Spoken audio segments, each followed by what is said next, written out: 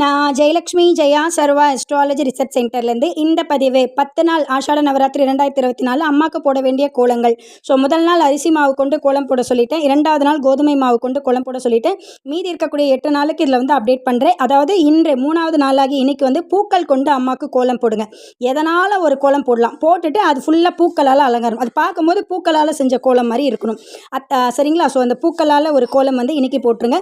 நாளைக்கு வந்து இலைகள் கொண்டு, இந்த அர்ச்சனை இலைகள்லாம் இருக்கு இல்லையா, ஸோ அது மாதிரி அர்ச்சனை இலைகள் கொண்டு நீங்கள் கோலம் போட்டாலும் சரி, இல்லை இந்த மாமர இலை, அதுக்கப்புறம் வந்து இந்த செவ்வரளி பூவோட இலை, இது மாதிரி இலைகள், பலாப்பழ இலை, ஸோ இது மாதிரி இலைகளை கொண்டு நீங்கள் அலங்காரம் பண்ணாலும் சரி, நாளைக்கு இலைகள் கொண்டு தான். என்னை பொறுத்தவரைக்கும் துளசி, வில்வம், திருநீற்று பச்சை இலை, மரு, கொழுந்து, இது மாதிரிலாம் ஒரு இலைகள் போட்டு நீங்கள் கோலம் போட்டிங்கன்னா ரொம்ப அழகாக இருக்கும். என்ன கோலம் வேணால் போடலாம். என்னென்னா அது அந்த அலங்காரத்தில் நீங்கள் இலைகள் வச்சு அலங்காரம் பண்ணிட்டீங்கன்னா அது பார்க்கறதுக்கு இலைகளால் போட்ட கோலம் மாதிரி இருக்கும். சரிங்களா? இது வந்து நான் மயில் வரைகிறேன் அப்படின்னா தாராளமாக வரைஞ்சிக்கோங்க. ஸோ மயிலை நீங்கள் இலைகள் கொண்டு அலங்காரம் பண்ணிக்கோங்க. ஏன்னா குழந்தைங்களுக்கு ப்ராஜெக்ட் பண்ணுவீங்களே, ஸோ அது மாதிரி பண்ணாலும் ஓகே தான். அடுத்தது வந்து பார்த்திங்கன்னா 5வது நாள் வந்துட்டு கோலம் போட்டுருங்க. அந்த கோலத்தில் வந்துட்டு உப்பு கொண்டு அலங்காரம் செய்யுங்க. உப்பு கோலம் அது. ஆனால் என்னென்னா இந்த உப்பை வந்து தயவு செய்து கலர் போடாதீங்க. உப்பு மேலே எந்த கலரும் போடக்கூடாது. வெறும் ஒயிட் கலர் உப்பாகவே இருக்கட்டும். அந்த உப்பை வந்துட்டு அள்ளி நீங்கள் வச்சுக்கோங்க. ஃபைனலாக இதெல்லாம் என்ன பண்ணலான்னு சொல்லிட்டு நான் உங்களுக்கு அப்டேட் பண்ணுறேன். அடுத்தது 6வது நாள் வேர்க்கடலை கொண்டு கோலம் போடணும் வாராகிக்கு. ஸோ யாருமே மறந்துடாதீங்க, முக்கியமான ஒரு கோலம் அது. 6வது நாள் வேர்க்கடலை போடுங்க.